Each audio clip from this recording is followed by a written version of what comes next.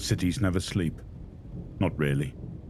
Even in the dead of night, parts of them are still fitful and awake. Junkies prowl the back alleys looking for a score or a mark.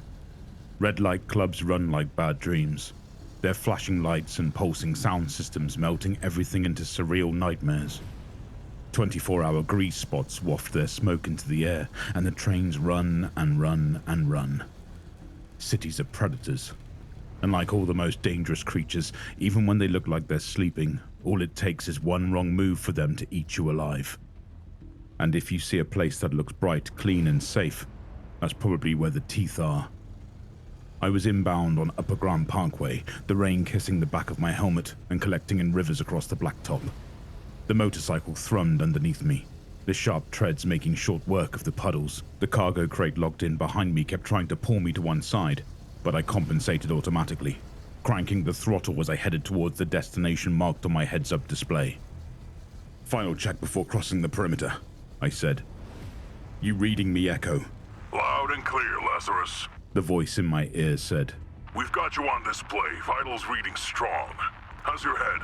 "Still broken," I said, grunting as I swerved around a dip in the road. "No serious brain fog yet. Clear enough to do the job." "Good," Echo said. "Alpha team is in position around the target, waiting on you to pull the trigger." "Copy," I said. "Lazarus going dark. We'll open a channel once the package is deployed." I closed the connection and revved the bike. I shot past the towers of gleaming steel and glass that made up the downtown skyline, slipping in and out of traffic and making sure I was on the right side of all the lights. As I rounded the curve that led to the highway, my destination came into view. The place was a smooth, polished dome that looked like it was made of sea glass, carved with strange geometric patterns that seemed to shimmer as the light hit them. The dome was framed by pairs of curling pillars that curled up from the earth like grasping fingers. They bent at bizarre angles that made the whole structure look both alien and organic. But what was worse was that I couldn't tell if it looked like the place was sinking into the earth or like it was trying to be born out of it. Maybe it was supposed to be both. I didn't like it, and just the sight of it made the skin around the old scars on the roof of my mouth and back of my head pucker uncomfortably. Echoes played in the back of my mind, scrabbling at me like phantom fingers. I shrugged them off, shifting gears, and crawled back inside myself to get ready for what was coming. I rolled up the front entryway to the Unitologist church, reducing my speed as I pulled into the turnaround just in front of the main doors. I cut the cycle's motor and engaged the stand before carefully swinging myself out of the saddle. I tugged the hood of my poncho up over my helmet and shook some of the rain off while I gave the place the once-over from behind the tinted face screen. Nobody lit me up, and no alarms went off as I unclamped the crate on the rear of my transport and activated the servos in my rig. The machinery whined as I lifted the steel box out of its restrainer cage, turned, and mounted the short flight of stairs. The doors opened in front of me with a soft hydraulic hiss, welcoming me inside. I hesitated for a second, then gritted my teeth and made myself cross the threshold. I stepped onto another planet. Sweeping tendrils curled up the walls, carved and polished until they looked more like flesh than they did stone. Recessed blue and green lights burned in unseen niches around the room, leaving a curtain of shadows along the edges. The only bright light hung above the large doors that led into the church proper, the white bulbs revealing the way like some kind of guiding star. The entryway shushed closed behind me, and as the doors clicked into place, I was suddenly aware of my own breath rattling around in my helmet. It was hot and stale, filling my nostrils even as the blood started rushing in my ears. I tasted something metallic at the back of my throat, and fog started clawing at the edges of my head, throwing a wet blanket over my thoughts as I tried to cling to where I was and what I was supposed to be doing. My heart grew loud in my ears, like it was trying to drown out everything else around me. "Are you lost, friend?" a voice asked. I turned and saw a long, low console station tucked against the wall. It hummed quietly, the monitors casting a soft glow onto two men. They were both tall, wide in the chest and shoulders, and dressed in understated robes that weren't quite enough to hide the suits they still had on beneath. Each of them had the twining tendrils of the Unitologist marker worn on their chests like badges as well. It was their faces that were the worst, though. Masses of mismatched flesh. They were terrible things. empty of any real human essence. My eyes flicked to the display in my helmet. According to my rig, the two of them were just normal baseline humans. I closed my eyes for a moment, let out a long breath, and refocused. It was just my head playing its usual tricks, nothing to get jumpy about. Not exactly, I replied, turning my steps towards them and setting the steel crate down on the ground in front of the desk they stood behind. I opened the seal on the front pocket of my poncho and withdrew the sleek tablet from within.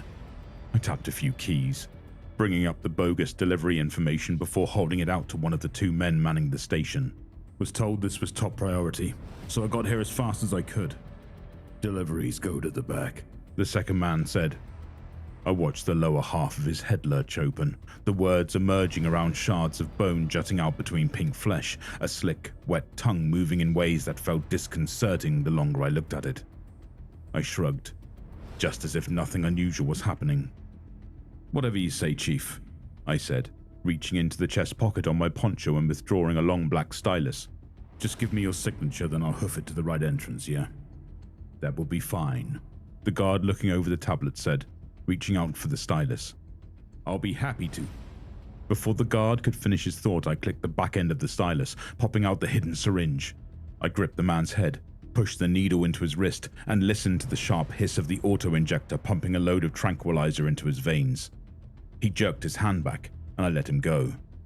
By the time he realized what had happened, his legs were already starting to buckle from the potent sedative.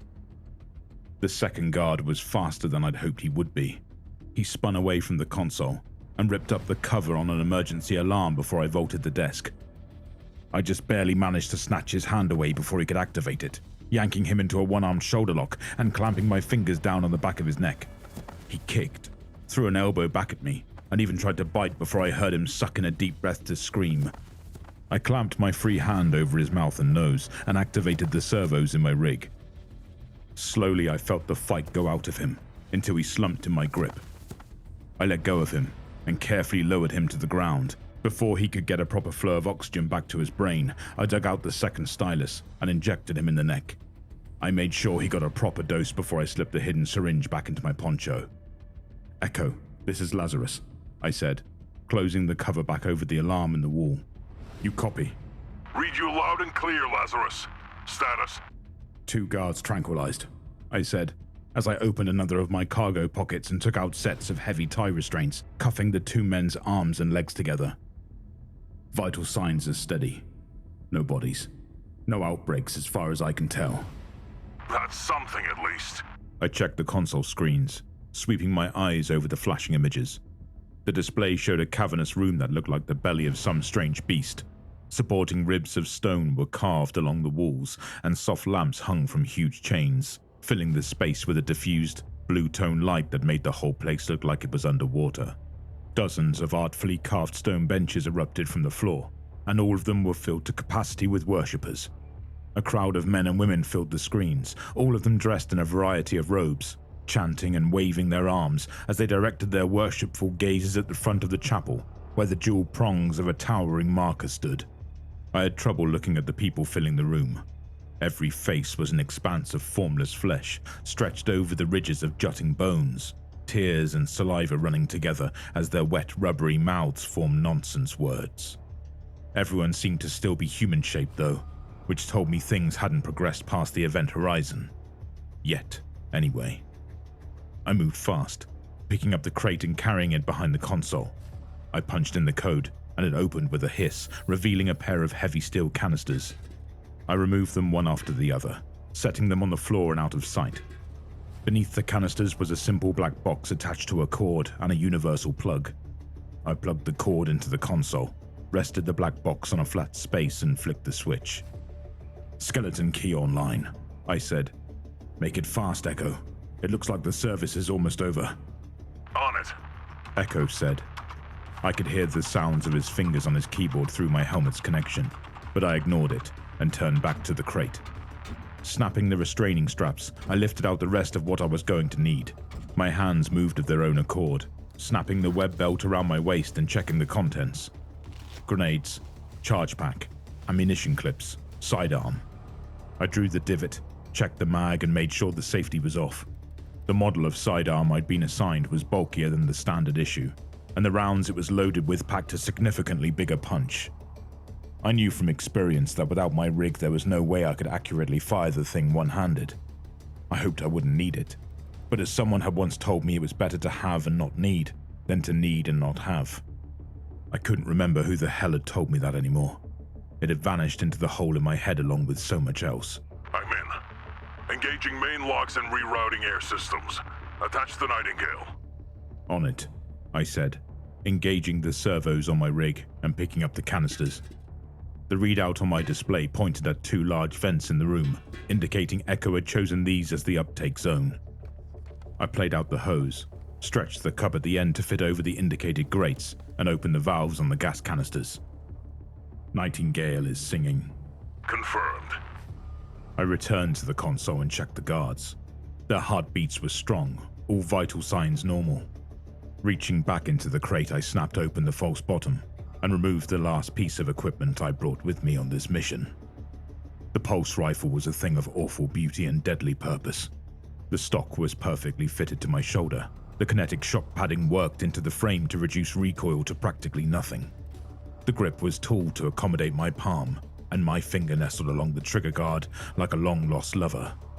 The 3 barrels jutted forward aggressively, their mouths open and ready to spit a stream of death wherever I pointed them. I loaded a standard magazine and snapped the weapon closed. I turned my eyes back towards the security screen.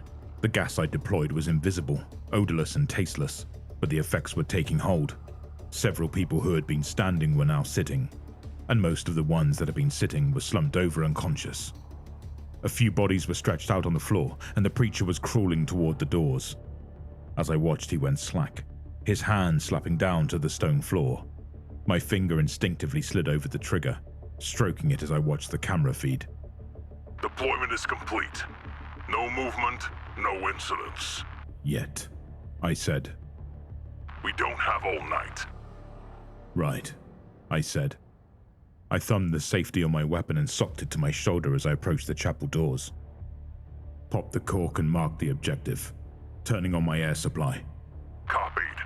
The sound of the lock's opening was loud in the silence, and the door swung smoothly when I pushed, and shushed back into place behind me. I scanned the room, my weapon and my head moving as a single unit. The people's chests rose and fell, and breath wheezed in and out of their open mouths. Several people were snoring, their airways partially obstructed by the positions they'd come to rest in. No one was vomiting. No one was juddering and jerking as their bodies ripped themselves apart in a symphony of splintering bones and rupturing ligaments. Just the memory of that sound made the space between my shoulder blades tighten and the skin on the back of my neck tense up. Lazarus! Lazarus, confirm! I blinked. I was staring down at the balding patch on the back of the preacher's head. It was dead in the center of my iron sights. I realized my finger had taken up all the slack on the trigger, and there was barely a hair of pressure left before my rifle would start unloading. I exhaled slowly, let the pressure off and glanced at my air supply. I'd been gone for no more than a few minutes this time, but that was still too long for me. "I'm here," I said. I depressed a button on my rig and felt a bite in the side of my neck as the auto-injector shot me full of a low-grade stimulant. My nostrils flared, my pupils dilated, and a fire lit in the bottom of my lungs as I sucked in a breath. The scar on the back of my head throbbed, and phantom fingers scrabbled at my skin again. I shook my head once and snorted. "Stim taken. Log the incident." Noted. I stepped over the preacher, taking the steps behind him 2 at a time till I was on the dais. The arms of the marker raised up a dozen feet over my head, grasping at the ceiling. The light swelled and dimmed above me, casting shadows over the stone of the marker that made it seem to undulate in front of my eyes. I raised my left hand, my thumb hovering less than an inch over where 2 of the twining stone tendrils crossed over each other. "Inputting security code," I said. Before Echo could confirm, I pressed down on the marker. There was a moment of resistance, and then I heard a click as a portion of the steel depressed. It stayed there, and I moved my hand 6 inches up to the second spot. A third panel was located on the right side of the intersection, and then I reached up, depressing a spot right above my head. A soft hiss issued from the marker, and then a seam opened up in the floor, pulling back to either side to reveal a stairwell. Concrete stairs spiraled downward, and as the hidden door locked open, lights flickered to life on the walls, illuminating the way downward. The door is open. Descending. Looks like Whisper's intel was accurate. Beyond this point, we're walking blind. The shards these people have been bringing together are down there somewhere, though. Happy hunting. Thanks, Echo. You're all heart. I stared down those secret stairs for a long moment. These religious fanatics had spent years trying to assemble the scattered shards of an alien artifact.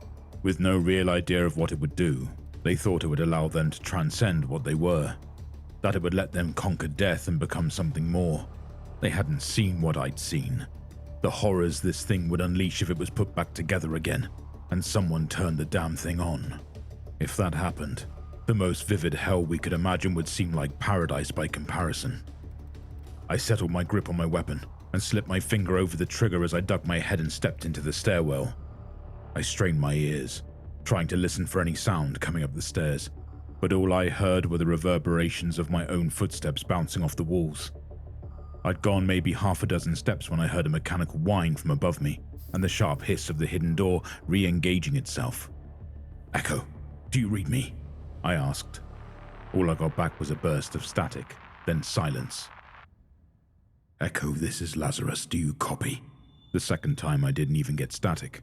All that greeted my words was dead air, and after a couple of seconds the channel clicked off. I frowned and broke my own protocol, opening up the holographic display that I usually kept turned off so that I didn't have one more face my damaged brain couldn't make sense of staring back at me. All I saw was a blank display screen and the words, "Connection lost." Shit. I closed the visual channel and checked the readout on the atmosphere, saw it was within acceptable levels and switched off my onboard oxygen. I didn't have a lot of it left, and I wanted to keep it in reserve just in case something went sideways while I was down here. The thought had no sooner crossed my mind than I heard something below. A growling, snarling, snuffling sound. It set my teeth on edge and sent adrenaline pumping through my widened blood vessels. I recognized that sound. I wasn't sure why I recognized it, but the way my stomach clenched told me it wasn't good. When I didn't hear it again, I took a deep breath and resumed my descent. My heart was hammering in my chest and blood rushed through my ears. I expected some kind of monster to leap out at me with every turn of the stairs, but when I reached the landing, nothing waited for me. The stairs were clean, the walls were unmarred concrete, and even the handrails didn't have as much as a speck of dust on them. I paused there, waiting, but the only thing I heard as the seconds ticked by was my breath rattling in my helmet. Sweat pooled in the hollows of my temples, and I felt the sting at the back of my throat that always came with my particular stim cocktail. Tension burned in my joints, and I knew this clarity wasn't going to last forever, so I swallowed down the taste of metal and kept moving. The stairwell ended at a glassed-in airlock, leading to a space that looked almost like a hospital intake. A security desk made from molded plastic faced the door, and hallways led off to either side. Overhead fluorescents cast the whole place in a harsh light and shone on the polished concrete floor. Cameras faced the stairwell, their red, unblinking eyes watching everything. I didn't see a speaker, and when I tried the outer door, it didn't budge. "If this is buttoned up tight," I muttered, giving the door another hard tug. Then what the hell did I hear? Nobody answered me, so I slung my weapon, then readjusted my stance and my grip. My rig hummed as it powered up, and I steadily ramped up the force I was exerting. The door put up a fight, but just before I hit full power, something inside the door snapped with the sound of an icicle cracking. The door leapt out of its frame, nearly smashing into my helmet before I could stop pulling and power down. I paused long enough to be sure there wasn't going to be an alarm, then stepped into the airlock itself. When I tried the other door, it opened without a struggle. I glanced around the entryway, but didn't see any signs about what was supposed to be down here. I peered over the desk, but all I saw were a pair of empty chairs. There were no logbooks and no vid screens. There were also no bodies. I should have found that comforting, but if anything, it just screwed my nerves a little tighter. With no clear indication of which path would get me closer to my destination, I took the right fork and advanced. The halls were built with the same aesthetic as the entryway: concrete, steel, and industrial glass. It was minimalist and purpose-driven, with soft white lights held in recesses that were almost invisible if you didn't know what you were looking for. There were offices and workspaces, communal break rooms, and soft padded cells that were either meant for living or praying. Other than being empty, everything seemed to be in order. As soon as I had that thought, though, I turned a corner and felt ice water congeal in my guts. The floor of the connecting hallway was grooved and gouged like somebody had driven a dozer with tread spikes through it. Glass panels were cracked or outright shattered, and even the ceiling was covered with blast impacts and scorch marks. Half the lights had been wrecked to the point there weren't even sparks coming from the dead outlets. The lights that were left were more than enough to illuminate the blood splashed across the walls and puddled on the broken floor. Worse, they were enough to show me I wasn't alone. Something hunched over a body on the floor, its neck twisting as the wet, slick sound of meat being torn filled the hall. Bone shifted under its too tight skin, and muscles that didn't belong together flexed and shuddered as the thing forced its jaws open and dropped the newly made corpse. The thing's head shifted, and in the dim light I saw blind, sightless eyes staring at me from a broken, mangled face that was dripping with fresh, steaming blood. The thing had been human once, but the thorny, protruding tendril that hung out from where the lower jaw had once been made it clear that that was no longer the case. Time froze for half a heartbeat, and we just looked at each other. Then the clock started again, and everything sped up to compensate. The thing leapt to its feet and ran at me, shrieking through its shattered mouth as it brought up mantis-like arms tipped with blood-streaked bone blades. I took a half a step back and tipped my weapon down, squeezing the trigger as I aimed at the creature's legs. Bullets smashed into the concrete, sending up shards, until a burst of fire tore into the thing's ankle. It stumbled, trying to regain its momentum, but before it could get its injured limb back under it, I took aim at the other leg. The rounds cracked carapace and shattered bone, sending the thing spilling onto its front. It looked up at me, dragging itself forward on its deadly limbs. It was still shrieking in idiot fury as I emptied the rest of the magazine into its skull. My hands moved on their own, popping out the empty mag and automatically snatching a fresh reload off my belt. I reached for the one with the red tape on the side, slamming the flechette rounds into place and pulled the charging handle. As soon as my weapon was ready to fire, I heard another sound. The skittering, clicking sound of too many legs on the broken concrete. They were joined by clumsy stomping sounds and wet undulations that made my stomach clench reflexively. I raised my weapon and aimed it at the darkness where the sound was coming from. My helmet display lit up with warning icons, and a moment later I saw them. They were perversions of the human form, twisted, stretched and broken into things we were never meant to be. I saw spinal columns raised like the tails of scorpions, tipped with acrid dripping stingers bound by ropey ligaments. There were rib cages that snapped like bear traps, the elongated bones bound with raw muscles that dripped black blood with every step. Intestines writhed in the massive bodies like tentacles, bearing sucker mouths lined with needle-sharp fangs. Their interiors studded with bone fragments that would rip and tear at flesh. In that flickering light, I looked upon abominations, and I did the only thing that made sense when faced with such horror. I squeezed the trigger and didn't let go. The shotgun rounds filled the air with whining, buzzing shrapnel in an unending roar as I unloaded on those things. Blood splattered and muscle shredded as the high-velocity steel tore the creatures apart, impacting with enough force that the salvo turned several targets into bombs that sent shards of bone flying in all directions when they exploded under the assault.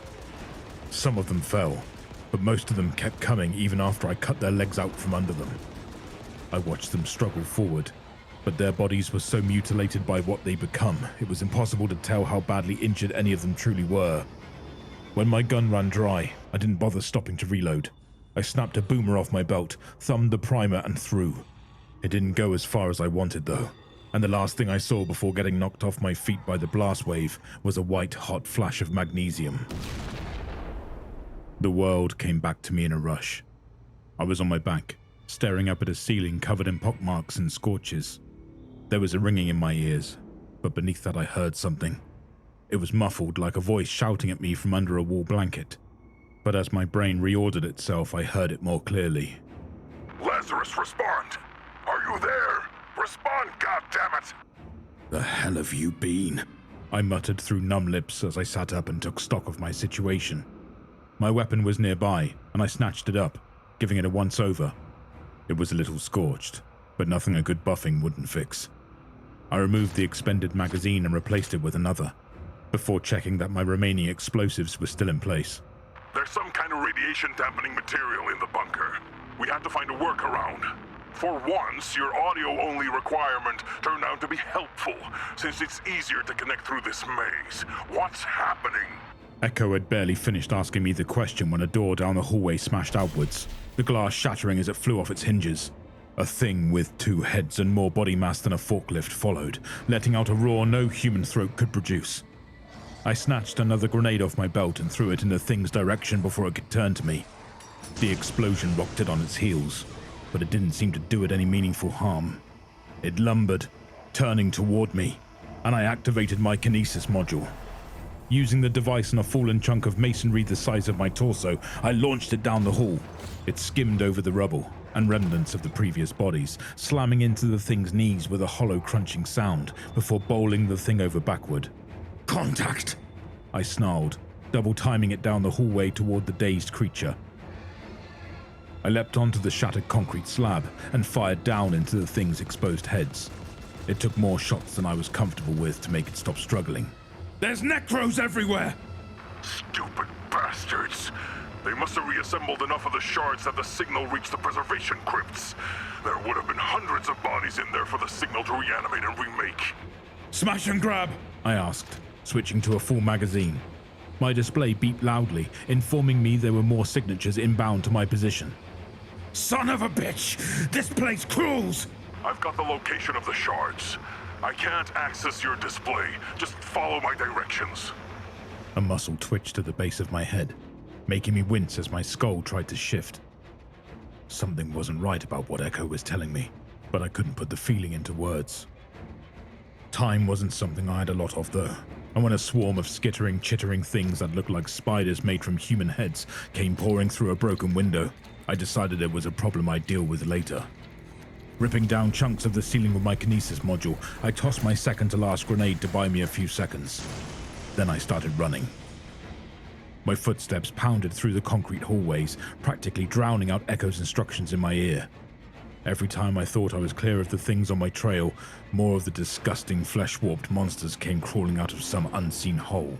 A scything blade from one of the Reapers caught my shoulder, cracking through my armor and sinking deep enough to lodge in my muscle before I brought the barrels of my weapon around to blow its head from its shoulders. A slithering amalgamation of skin and screams that moved like a manta ray caught my foot, and I practically blew out my kinesis module prying the thing off me, then shredding it into little pieces to ensure it wouldn't get up and try again. I ran out of flechette rounds after a shortcut that Echo sent me through turned out to be more crowded than he thought. Something with a dozen jaws that had been fused together into a single shelf of bone put a crack in my helmet, and I fired my last standard magazine empty to put it down. Even after I got the creature off of me, I had to pull my sidearm and double tap it to make the dying meat stop twitching. The lab is through that final set of doors. I tried to catch my breath and took stock of what I had left. It wasn't comforting. Worse, my muscles were aching and trembling. My rig had stopped my bleeding and gotten my various wounds tended to as best it could, but my stim rush was gone, and my adrenaline reserves were running low. Still, my only option was to go back the way I came, so I settled my finger back around the trigger of my sidearm and braced my uninjured arm on the doorframe. "You got a plan for getting me out of here?" I asked. One thing at a time, Lazarus. I didn't like that, but I didn't have the time for a debate on the subject. I flicked my eyes over to my helmet's display and saw that I wasn't going to be alone for much longer. I gritted my teeth, activated my rig systems and started pushing. Machinery whined and red lines spiked. I felt something in my suit's arm strain and twist, but I didn't let up. I forced the final set of doors and stepped into hell. The laboratory was a mirror of the church above. The lighting was the same, as was the vaulted ceiling. At first glance, the walls looked the same as well, but the organic designs were overlaid with a thick red membrane that pulsed and throbbed, sweating as it stretched over the walls and floor. Instead of benches for the faithful, though, there were banks of technological workspaces pointed toward the center of the room. Patches of flesh coiled around the cables, spreading onto the dials and keys like a creeping cancer. And in the center of the room, atop a dais and surrounded by an untouched section of concrete and steel, were the shards I'd been sent for. The problem was there were more than just a few of them, and they were located in a large whirring assembly tube bathed in some kind of chemical bath. They'd been assembled into a half-complete marker, and it was growing with every second that I stood there staring at it. "Shit," I growled. "This is a Dagon event. I repeat, this is a Dagon event." The sound of claws on concrete and the screaming of steel echoed down the hallway from my back. I glanced over my shoulder and saw a tide of flesh and bone making its way toward me. Raking limbs and slavering teeth pouring into the room as the recombined remnants of hundreds of corpses came for me, eager to tear me into my component pieces to add me to their ranks. Get in there! Get near the marker! I didn't hesitate. My feet were moving before Echo finished barking his order, my legs pumping as I ran for the dais at the center of the room. The fleshy floor grabbed at my boots, trying to slow my progress. I felt like I was wading through mud, but I kept going. The pounding of my pulse in my ears so loud that it practically drowned out the ravenous howling of the damn things at my back. I crossed the line in the center of the room, drew my sidearm, and spun around ready to kill whatever was closest to me. But the necromorphs were no longer closing for the kill. They were just standing there, their eyes unfocused as they looked back and forth aimlessly. It was like they couldn't see me, or they'd completely forgotten I'd even existed in the first place. "You're safe, Adam," a familiar voice said from behind me. I turned around, bringing up my weapon. A man in hard-used black fatigues was sitting on the top step, just below the half-assembled marker. He was broad-shouldered and powerfully built, with hands covered in scars. Well-worn sergeant stripes decorated his uniform. He tugged a cigarette out of a battered and scarred case before he plugged it between his lips and fished out a lighter. He touched the flame to the smoke and raised his head to look at me. He had hard gunmetal eyes, a nose that had been broken and badly set half a dozen times, and thin lips that were made for frowning. The pistol trembled in my hand, and I lowered it as I stared at the first face I'd been able to recognize for what it was in a very long time. "Murdoch, you can't be here. You're dead." "That makes two of us then, doesn't it?" Murdoch said as he pushed himself to his feet. He ascended the steps towards the half-completed marker, but he didn't seem right. His voice didn't match his mouth, and his movements were wrong. Looking at him was making my head hurt. It was like I was trying to watch a hologram, but the planes weren't meshing right, and the distortion was twisting apart the meaning of the image as my brain tried to make sense of it. "You aren't here," I said, cracking the side of my helmet with the reinforced knuckles of my rig's gauntlet. The blow jarred my vision, but when my eyes uncrossed, Murdoch was still standing there. My display had changed, though. Red lines of code ran up the menu along one side, informing me that every message I tried to send had terminated without being received. My last received message was time-stamped with my entry into this underground hell. I had never been in contact with Echo at all. Murdoch gave me a pitying smile, but his eyes were gone now. There was nothing in his face but gaping, scooped-out sockets that stared down at me from atop the dais. "That's the difference between you and me, isn't it?" Murdoch said. His mouth shaped the words, but the sounds came out wrong. "When I blew my brains out, I did it right. You tried to eat your gun, and you just woke up with a hole in your head and a chunk of your grey matter missing. Makes it easier to see through this bullshit, even if I can't hear the difference." Murdoch, or the thing that was pretending to be Murdoch, clicked its teeth together. It gestured me to come closer. I felt my muscles twitch, but I stayed where I was. The nightmare's forehead creased, and it glared at me. "Come here," it hissed. I pointed my weapon at it. Murdoch laughed. "What are you going to do with that, huh? You said it yourself. I'm not even here." I reached up with my free hand, and in a single motion unclasped my helmet. Before it had even dropped to the ground, I flicked the fire selector with my thumb and pressed the cold, oily barrel of the pistol to my temple. I grinned at the Murdoch thing that was only half in my reality. It wasn't smiling anymore. "This thing can spit out half the magazine with a single squeeze of the trigger," I said between clenched teeth, adding a little more pressure with my index finger. Think that would be enough to get the job done right this time? Put the gun down, Adam, the thing said. It didn't sound like Murdoch anymore. The words weren't coming from his mouth either. They were sounding in the middle of my head, and they didn't sound remotely human anymore. I tried to squeeze the trigger to stop the thing from talking to me, but it was like the trigger was frozen, or my finger was. My hand shook. Every muscle in my arm trembled, and I focused every thought on sending a single electrical impulse down my arm. Then my hand went slack, and the pistol fell from my numb fingers. The thing that wasn't Murdoch came back into sharp focus, but the features were even more wrong now. The eyes were mismatched and the wrong color. The chin was too narrow and crossed with scars my old sergeant had never had.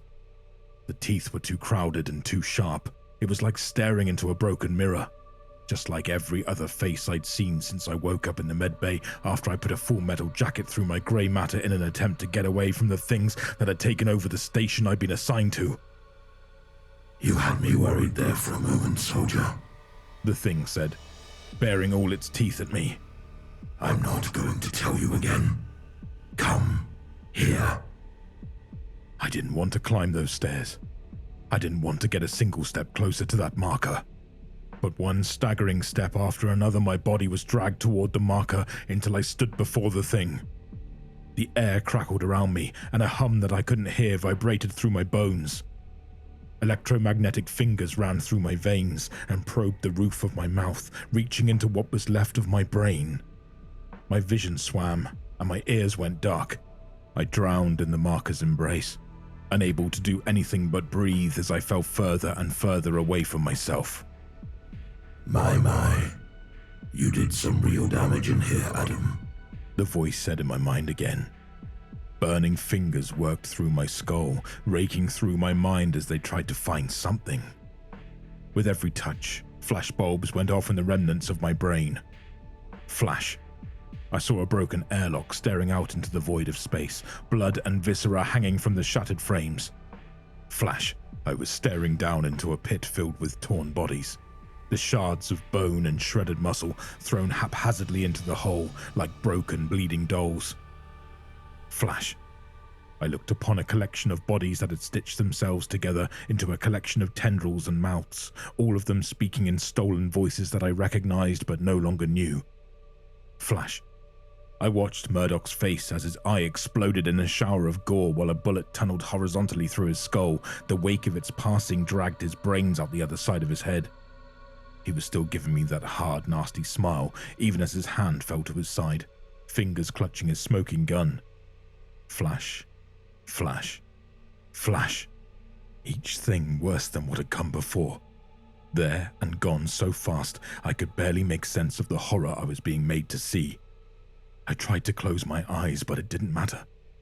There was no hiding from what lurked inside the forgotten places of my mind, now that a light was shining on those memories once more.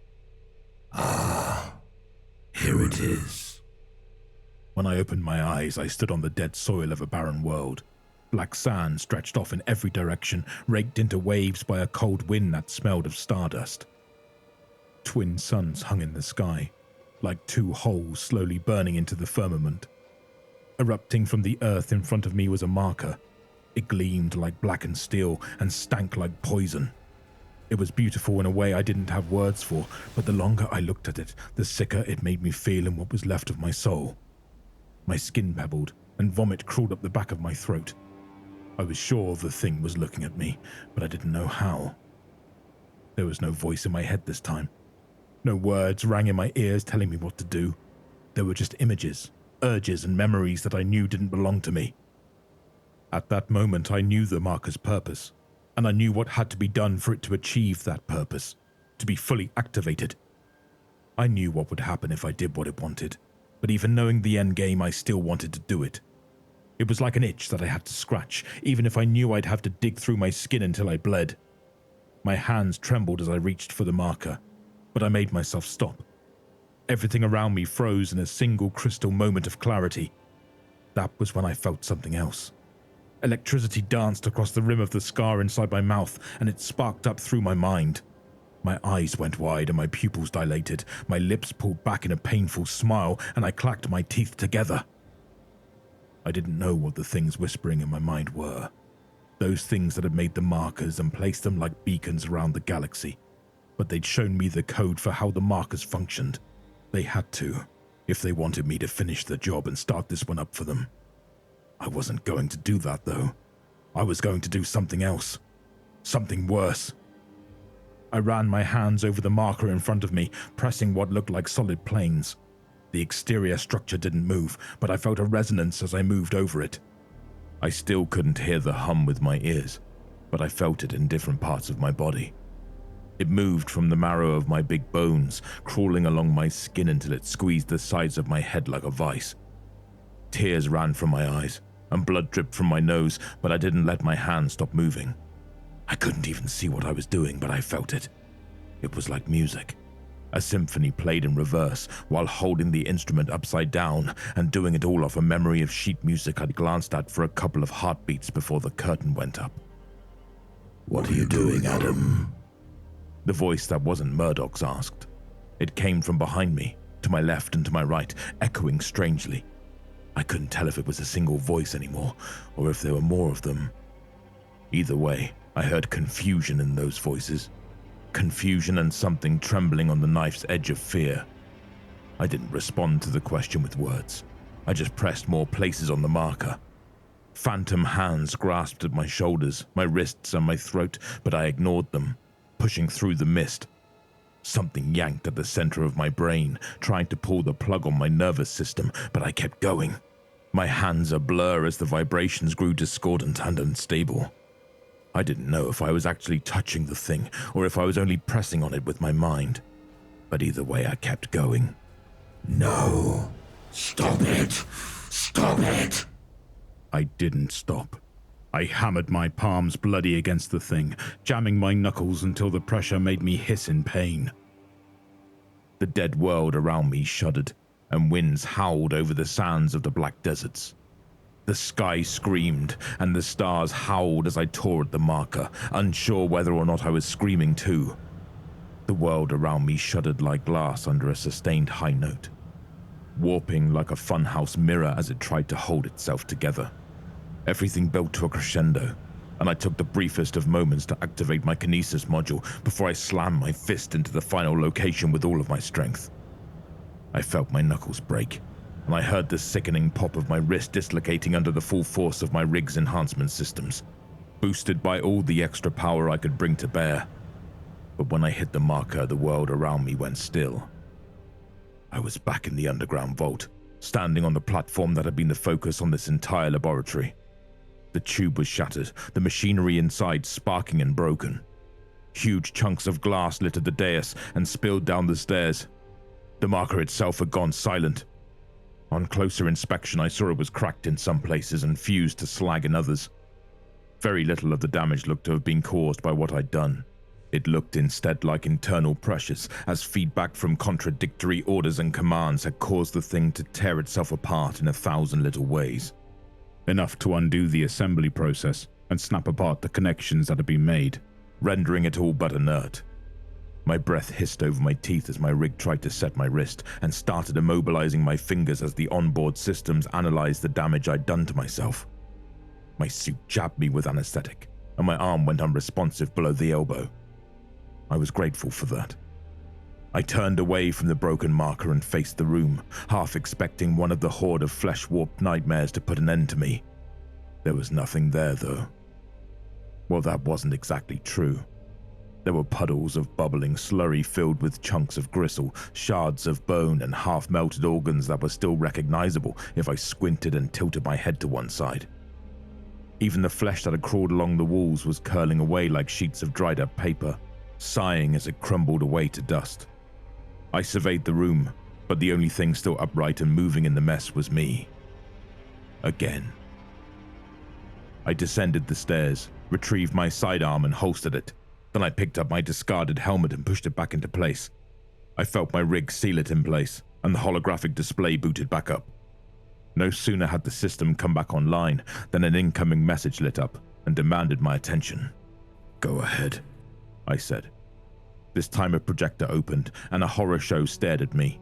A warped collection of features, none of which made any sense when compiled together as a whole. I had to glance down at the neck and chest, reading the symbols of rank on display to ensure that what I was seeing was my contact. Lazarus, is that you? Echo asked. For a moment I wasn't sure how to answer that. I thought of the alien vista that had flashed through my mind's eye. I thought of the size of the voices that had reached for me, echoing across gulfs of space I couldn't even contemplate.